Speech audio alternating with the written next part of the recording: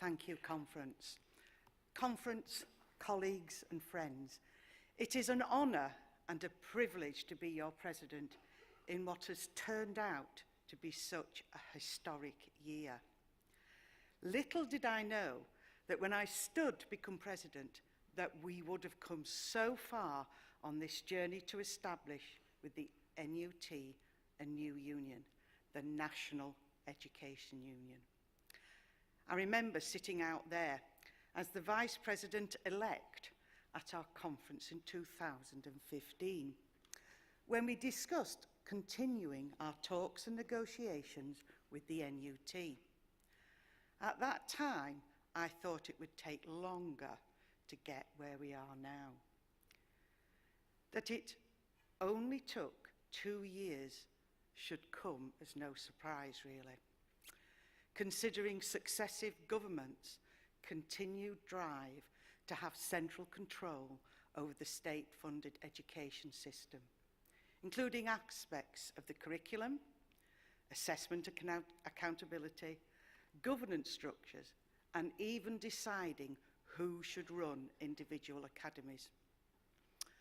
Over many years attending conference, during debate, it became clear that despite our professional knowledge, skills, and understanding of our students' needs, we felt that our views, concerns, and fears were not listened to by successive governments and counted for nothing, as they went as far as to dictate how reading and maths should be taught, amongst many other things. The election result that followed conference in 2015 meant even more changes were relentlessly instigated. For example, attempts at forced academisation, potential loss of qualified teacher status, tougher SATs, new grade boundaries for GCSEs, introduction of new apprenticeship policies and levy, and not forgetting yet another Ofsted framework. I could go on, but you have lived through all that. And still, our professional voice was often ignored. Although on occasions we did get to say, well, we did tell you so, or we did try to warn you about that. Although more recently there are indications that the current Secretary of State, Justin Greening, is beginning to listen, as a few post-election initiatives have been quietly dropped. But can we rely on her remaining in post long term to develop the necessary relationships with the profession?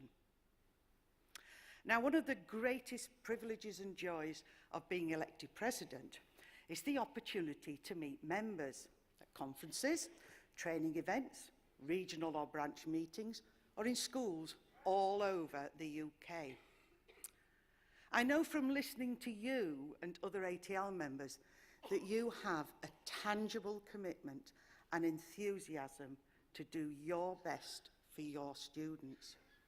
After all, no one comes into the profession if they don't like children and not want the best for them. I know that you care for your students' health and well-being as well as their learning and development, and have great concerns over their mental health in high-stakes testing regime and a narrowed curriculum. I know that you would rather work collaboratively with other professionals to learn and develop your own knowledge, practice, rather than be in competition with them. And I know that you are constantly reflecting on your practice and hold yourself to a higher account than anything that can be imposed on you.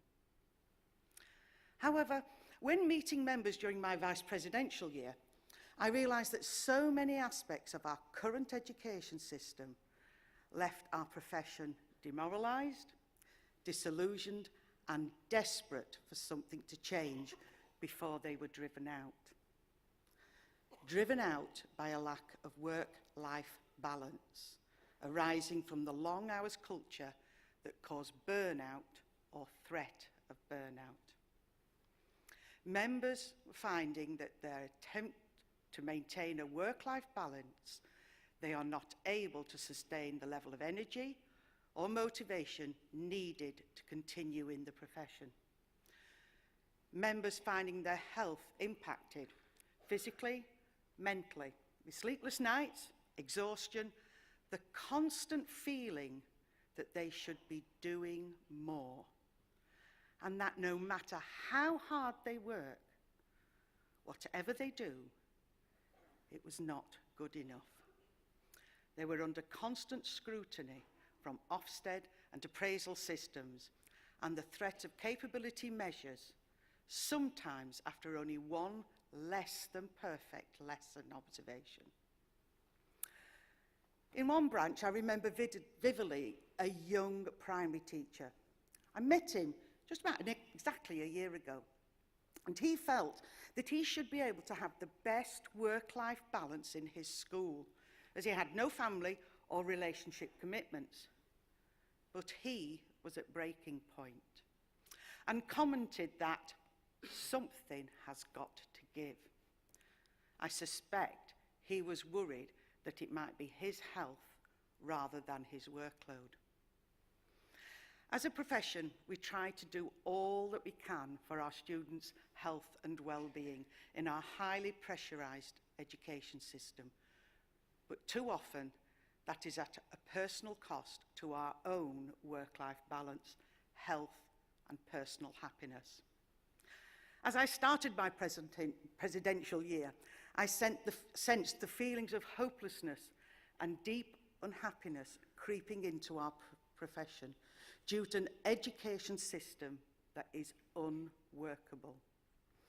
So conference, it should come as no surprise that my chosen presidential themes are hope, health and happiness. All aspects of the lives of education professionals and students that are being severely affected by the current toxic education system and the constant change of government policy. Now, some of you in the hall may not believe this, though there will be others who will remember it. There was a time when government had a hands-off policy of political non-intervention in schools, allowing control of education purpose and standards to be at an individual school level, with only local education authorities having oversight along with HMIs. However, that began to change when the education service was described as a secret garden, only understood by the profession and a mystery to anyone else, including parents, politicians, industry and the general public, with no real scrutiny and accountability. Then just over 40 years ago, there came a turning point when a speech made by the then Prime Minister, James Callaghan, set out the need for change in the world of education.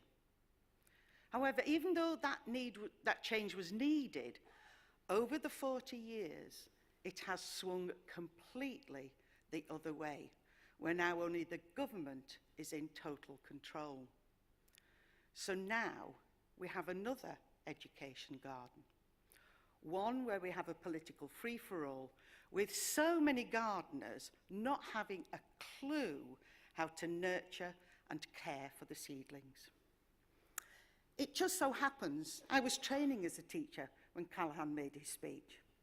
So I do remember a time very early in my career when I was treated as a trusted and respected professional with a degree of autonomy to do what worked best for the children within my class.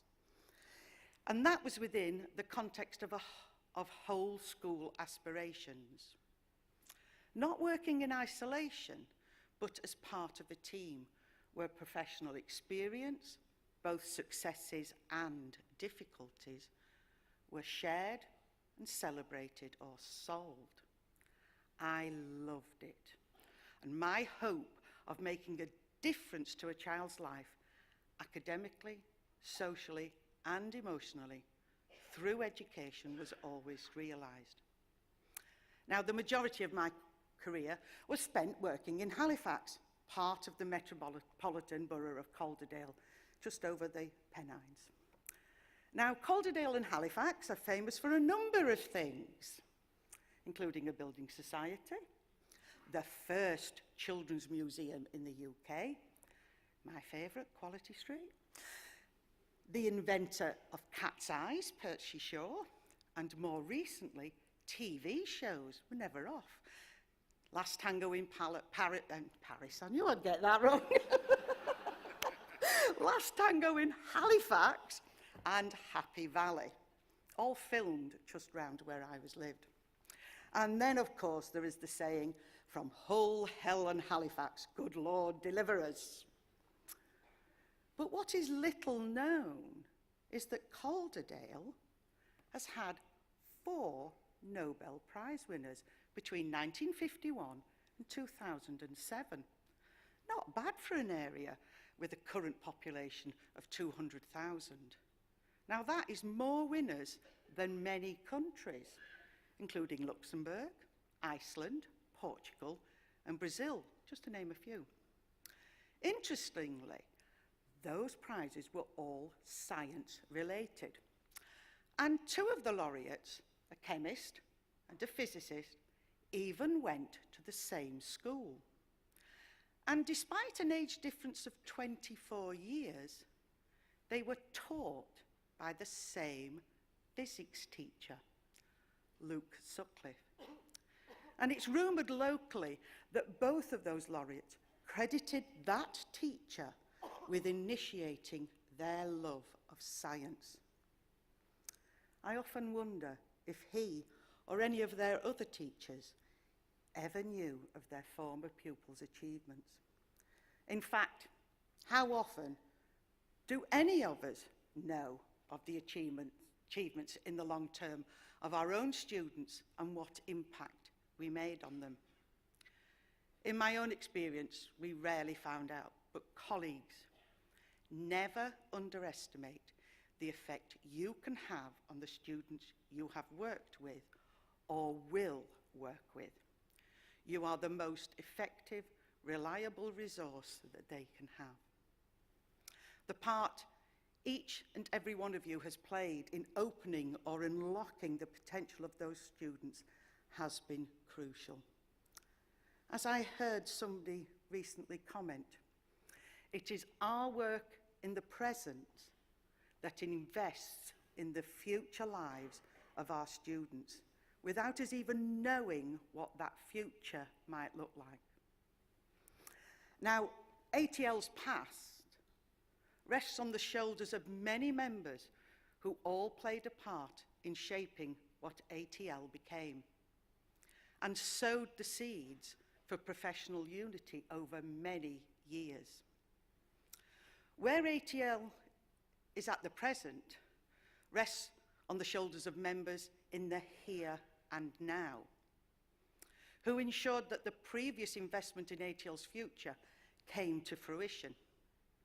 And I wonder how many of those past ATL members are around just to see how far ATL has come, on the brink of a new era of education trade unionism.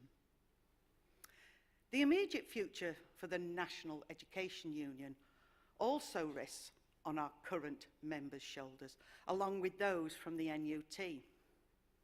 So let's start now, how we mean to go on.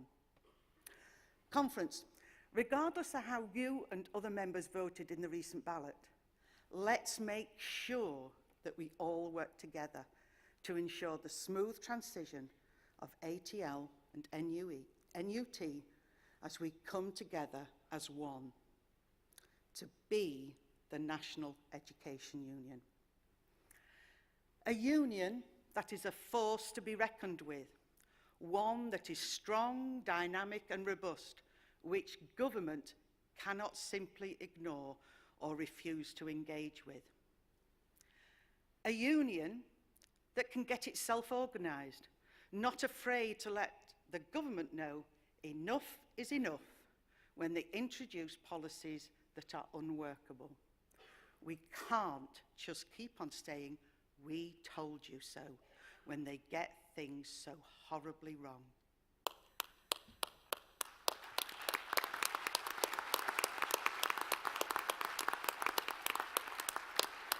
A union that will fight to protect our profession for the sake of our children and young people whose education depends on us. A union that has the credibility, integrity, and conviction to speak out loud and clear on the continuing issues around workload, funding, baseline and primary assessment, recruitment, retention, apprenticeships, free schools, and academisation that we will still face, as well as those issues we may face in the future.